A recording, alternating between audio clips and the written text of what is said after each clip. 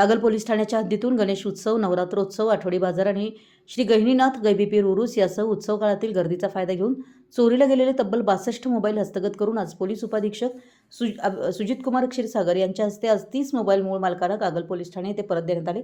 याआधी 32 मोबाईल हे मूळ मालकांना परत देण्यात आले आहेत। कागल पोलीस ठाणे हद्दीतून विविध कंपन्यांचे अँड्रॉइड मोबाईल चोरीस जाण्याच्या घटना घडल्या होत्या। हे मोबाईल गहाळ झाल्यावर कागल पोलिसांनी त्याच्या नोंदी घेतल्या होत्या। यानंतर कागल पोलीस ठाणेकडील पोलीस कॉन्स्टेबल जाफर कुर्णे यांनी सायबर पोलीस ठाण्याच्या मदतीने CIR पोर्टलद्वारे गहाळ झालेल्या मोबाईलचे IMEI नंबर ट्रेसिंगवर ठेवून त्यावर पाठपुरावा केला। महाराष्ट्रातील कोल्हापूर तसेच ग्रामीण भागात आणि कर्नाटक, आसाम, उत्तर प्रदेश राज्यातील व्यक्ती हे मोबाईल वापरत असल्याचं आढळून आलं। ते हस्तगत करून आज मूळ मालकांच्या ताब्यात देण्यात आले। ही कामगिरी पोलीस अधीक्षक योगेश कुमार गुप्ता, डॉ. B. धीरज कुमार, पोलीस उपाधीक्षक सुजित कुमार क्षीरसागर यांच्या मार्गदर्शनाखाली कागल पोलीस निरीक्षक गंगाधर घावटे, पोलीस कॉन्स्टेबल हिम्मत कुर्णे, चिंतामण बाबळे यांनी केली। मराठी न्यूजसाठी कागलहून प्रशांत दळवी।